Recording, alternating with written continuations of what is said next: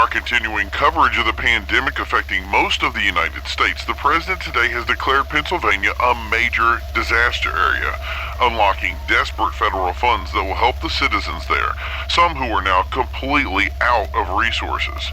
Reports of power outages and now communications issues spread throughout the state.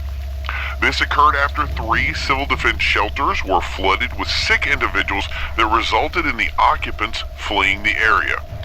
This resulted in a request for a cleaning operation in those areas to be devised, especially in areas that are considered high priority or actively overrun. That was followed up by an announcement by the Surgeon General discussing the illness and the causes of the illness. We believe it's being spread by a deer tick or similar parasite, with similar effects of a prion disease, which renders the person irrational in what could be seen as a rabid state. But ultimately, they are not dangerous. It's important to remember, there currently is no cure for prion disease, and will be directing pharmaceutical companies to address at least a vaccine with information provided by CDC. Contact with blood or mucus could be a factor, and we're recommending that individuals distance each other at least 10 feet. We don't feel masking is appropriate at this time, but may be deemed necessary in the future once we have further testing. Wearing fit clothing may be advised when going out. In areas that we are now listing as high-priority quarantines are being enacted, especially in low-income areas that we've seen most affected by the illness. The governor stated that priority of these funds will be directed to areas of poverty and homelessness first, and that Black, Hispanic, and immigrant neighborhoods would have first access to funds. Louisiana now adds the entire state to the list of those in the throes of a full-on emergency. The governor declared a state of emergency during the evening, saying it was a preemptive move and is recommending evacuation of major cities.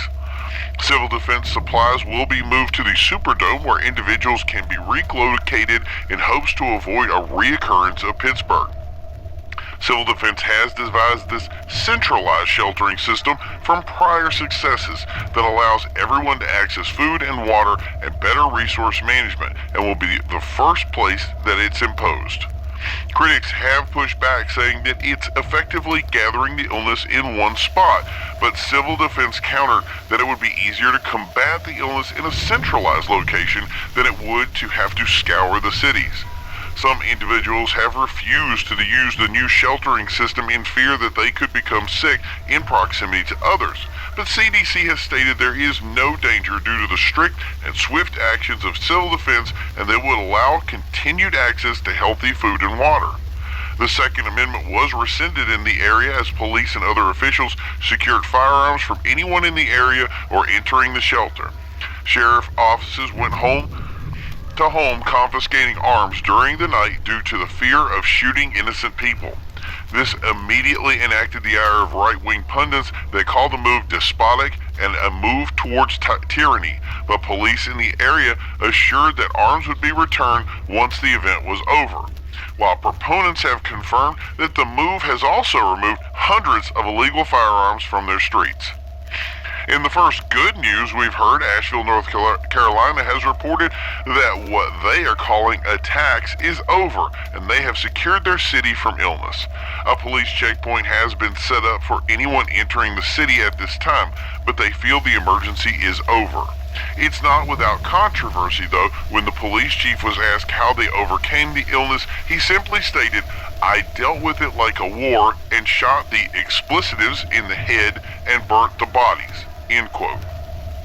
Democrats in the State House rejected the actions as savage and called for his resignation and arrest, deeming the response Neanderthal and savage, and condemned them as a segue to genocide against most affected, most often minorities.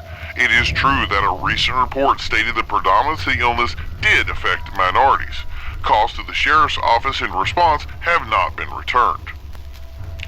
In other crazy news, there is one group of people who don't seem to have any problems with any of the infighting or pandemic going on around them.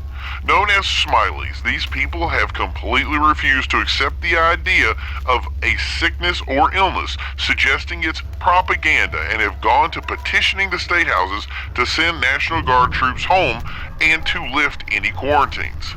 They state that being positive is the real answer and that it's their right and don't believe that keeping their distance is required. Many position themselves outside different public areas with large smiley face signs that say free hugs, breathe in the fresh air, and to stay positive, it's not that bad. They plan to help anyone and specifically hug anyone in need, something the Surgeon General has strongly advised against. National Guard have simply stated they have no plans to deter these activities at this time, and the police say as long as they don't cause harm to others, there will be no repercussions. We'll let you know how their results turn out.